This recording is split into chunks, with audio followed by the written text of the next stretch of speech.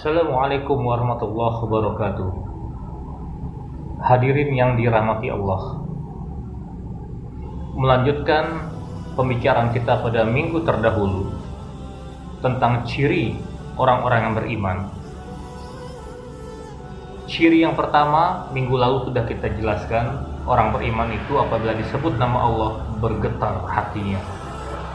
Ciri yang kedua, orang beriman itu wa iza tuliyat alaihim ayatuhu zadatuhum imana.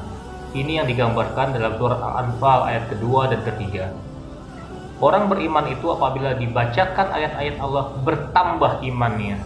Mari kita introspeksi diri.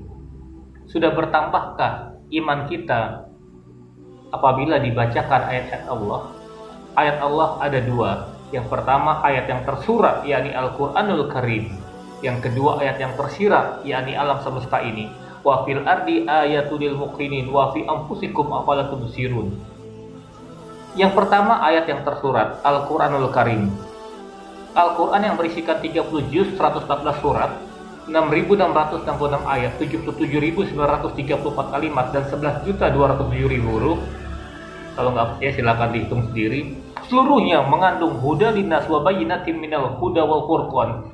Petunjuk bagi kita yang membedakan mana yang hak, mana yang batil, mana yang boleh kita kerjakan, mana yang terlarang. Tidak ada kitab selengkap Al-Quran. Dalam Al-Quran ada kisah masa lalu, ada kisah yang akan datang, ada segala macam ilmu pendidikan. Bahkan manusia yang pertama kali menginjakkan kaki ke bulan, Neil Armstrong, ketika sukses mendarat di bumi, ditanya oleh wartawan BBC London, dengan jujur beliau mengatakan bahwa beliau bisa ke bulan karena terinspirasi Quran surat Ar-Rahman ayat 33. Ya ma'syaral jinni wal ins, in istata'tum an tanfudhu min aqtaris samawati wal ard fanfudhu la tanfuduna illa bisultan. Wahai segenap bangsa jin dan manusia, Al-Quran menantang, jikalau kau sanggup menembus bumi dan langit, tembuslah olehmu. Ini artinya langit dan bumi bisa kita tembus. Dengan apa? Kamu tidak bisa menembusnya kecuali dengan kekuatan intelektual. Namun sayang, ayat ini banyak digunakan oleh orang-orang di luar Islam. Mereka mengadopsi ayat tersebut, tapi tidak didasari dan dilandasi dengan iman. Quran adalah kitab paling lengkap, pedoman bagi kita, petunjuk bagi kita, huda linnas.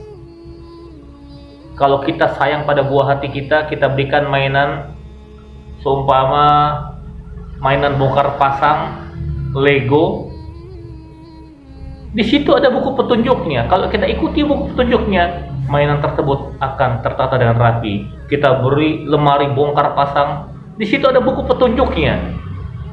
Bagaimana tiangnya diletakkan secara sejajar. Kalau kita ikuti buku petunjuknya, lemari akan tertata dengan rapi. Kita beli mobil, ada buku petunjuknya. Suku cadangnya ini, kalau rusak di bengkel ini. Kalau kita ikuti, mobil kita akan tertata dengan rapi, awet. Fid dunya hasanah wa fil akhirati hasanah. Begitu pula kalau kita mengikuti Al-Quran, dunia kita akan memperoleh kebahagiaan. Akhirat insya Allah kita akan menggapai kebahagiaan yang abadi.